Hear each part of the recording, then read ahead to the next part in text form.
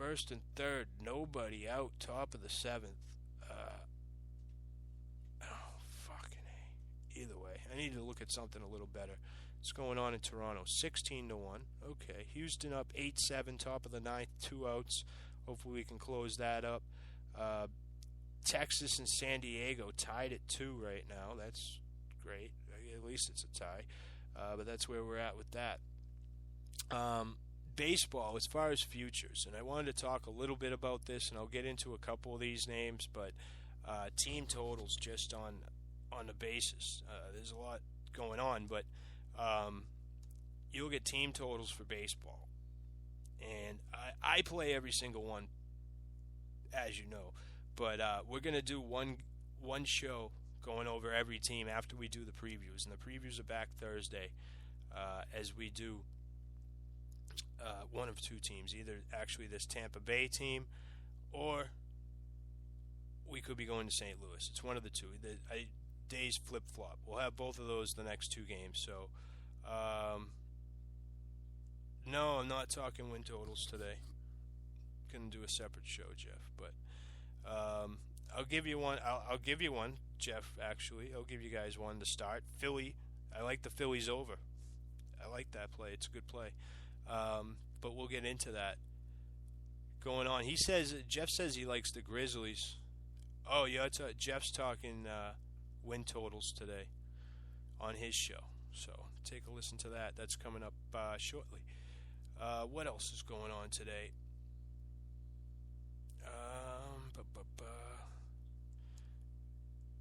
NBA. I mean, NBA is what it is. I mean, I can give you some things to look at. Maybe some trends that you might be interested in when it comes to the NBA for these games, but as far as breaking them down, you're not going to get them. You're not going to get that from me, really. You look at just trying to find something. Houston in non-conference, but you couldn't pay me to bet Houston. I know Memphis is on the second night of a back-to-back. Lakers unders versus bad defense. Well, yeah, not really. Not much there either. Like I said, so I know Jeff just mentioned that he did like the Grizzlies. He said -7, or maybe he meant Charlotte. Let me look back again.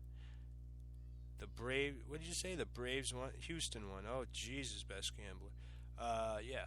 So he likes the Grizzlies -3. I'm not a big fan of that one. Not. I shouldn't say that. I'm not a big fan of the NBA is what I mean.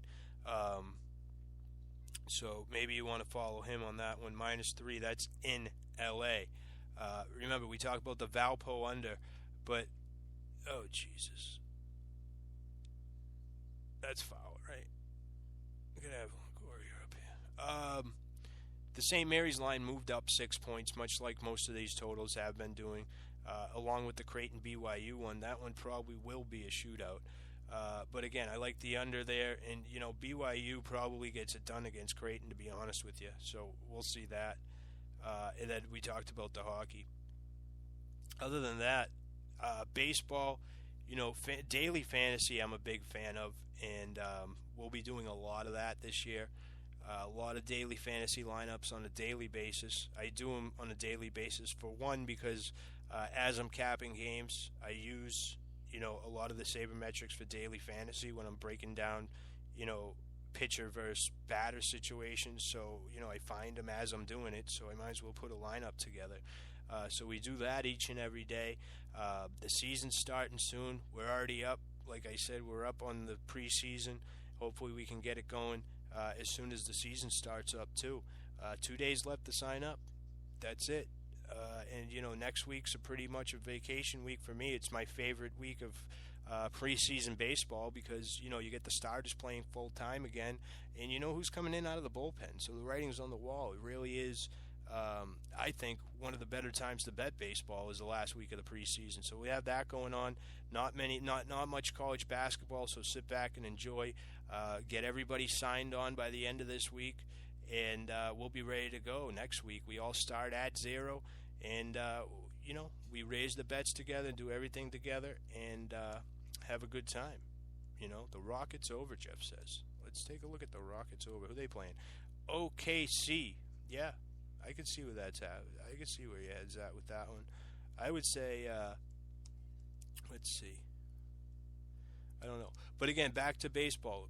If you want to sign up, sign up. But that's it. And at the end of the week, we'll be rolling along. Like I said, as far as free plays, they'll be given out on the show.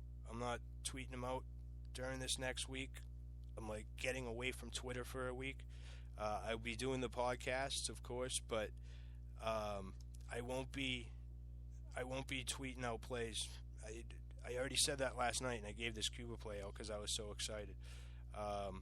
But yeah, so that's where I'm at with that one. But we shall see. We shall see. I guess that'll be about it today. Not much going on. We'll dig into the tournament a little bit more.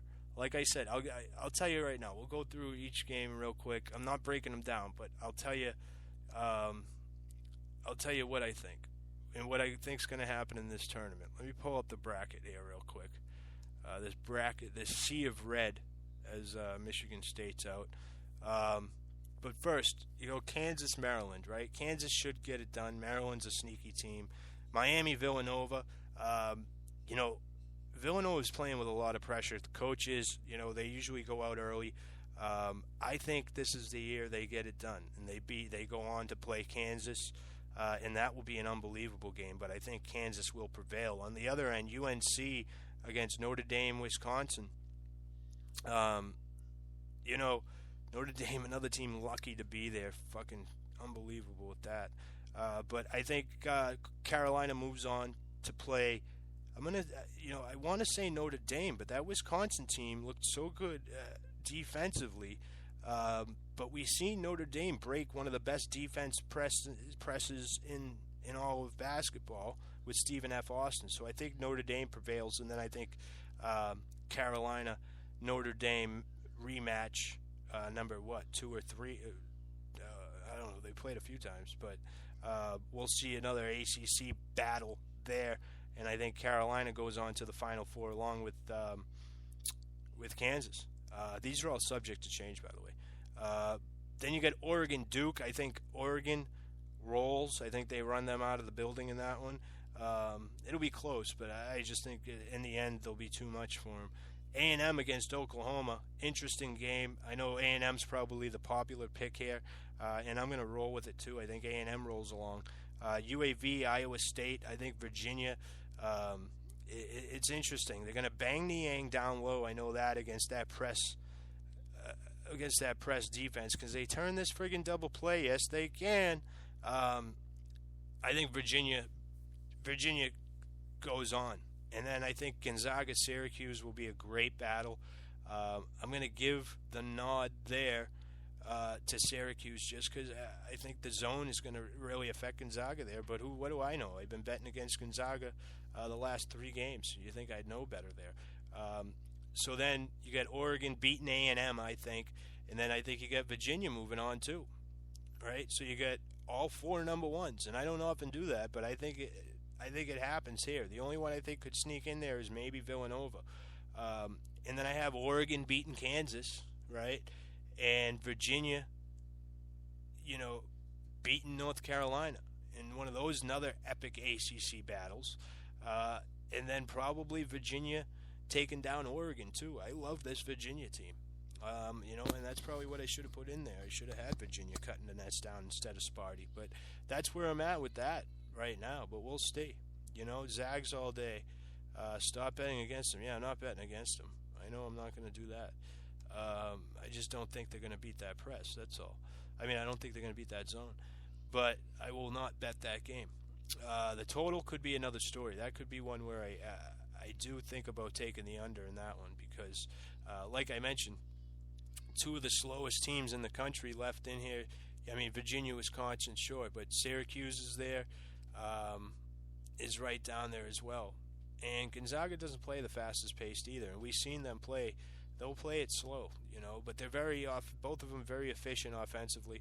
That's the one thing. If you went to offensive efficiency, right, and I'm talking every team in the country, if you pulled up the list of the top offensive efficient teams in the country, Michigan State's number 1, Kentucky is number 3.